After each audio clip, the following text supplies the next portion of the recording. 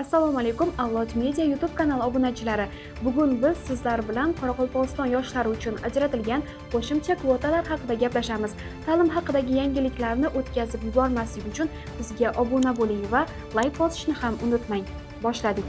Davlat komissiyasi qaroriga ko'ra 2025-2026 o'quv yili uchun Qoraqalpog'iston yoshlari oliy ta'limga qabulda 3 ta qo'shimcha imtiyozga ega bo'ladi. Birinchisi 500 ta maqsadli o'rin. 2025-yil 24-30 sentyabr kunlari Qoraqalpog'iston Respublikasi doimiy yashovchi va kirish imtihonlarida 68 ball va undan yuqori natija ko'rsatib, davlat oliygohlarining kunduzgi ta'lim shakliga to'lov kontrakt asosida talabalikka tavsiya etilgan abituriyentlar 500 ta maqsadli qabul parametrlari uchun ro'yxatdan o'tadi. Ro'yxatdan o'tish myuzbm.uz sayti orqali amalga oshiriladi. Ro'yxatdan o'tgan abituriyentlar o'tkazilgan kirish imtihonlari natijasiga ko'ra to'plagan ballari ketma-ketligiga qat'iy rioya qilgan holda maqsadli qabul parametrlarida davlat granti asosida tavsiya etiladi. Tavsiya etilganlar ro'yxati tegishli oliy ta'lim tashkilotlariga yetkaziladi.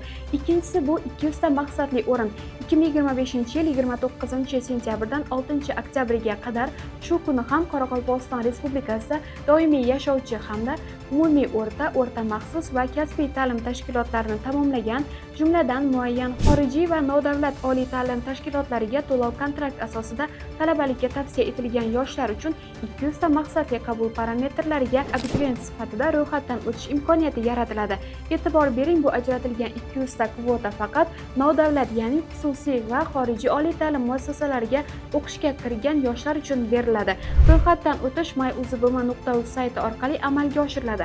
Ro'yxatdan o'tgan abituriyentlar uchun 2025-yil 12 oktyabrga qadar test sinovlari o'tkaziladi.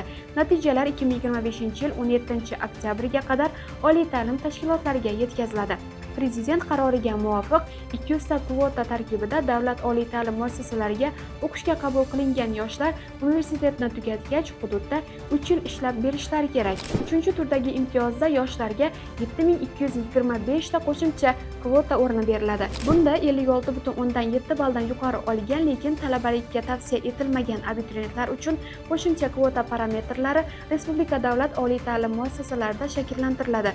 Ushbu imtiyozda hech qanday imtihon o'tkazilmaydi, lekin o'qishga kira olmagan barcha abituriyentlar ballar ketma-ketligi bo'yicha terib chiqiladi va eng yuqoridan qarab 7225 ta o'rindagi abituriyent olinadi va ular o'qishga tavsiya qilinadi. Ushbu turdagi abituriyentlar hech qayerda ariza va imtihon topshirishi shart emas. Oliy ta'lim muassasalarining o'zi aloqaga chiqishadi. Yuqorida sanab o'tilgan imtiyozlarning Qoraqalpog'iston tumanlari va yo'nalishlari bo'yicha taqsimoti bilan siz Avlod Medianing Telegram kanalida tanishishingiz mumkin. Ushbu video foydali bo'lgan bo'lsa, like bosib obuna bo'ling. Qiziqtirgan savollaringizni izohlarda yozib qoldiring. Bizning mutaxassislarimiz albatta javob berishadi. Bizni kuzatishda davom eting.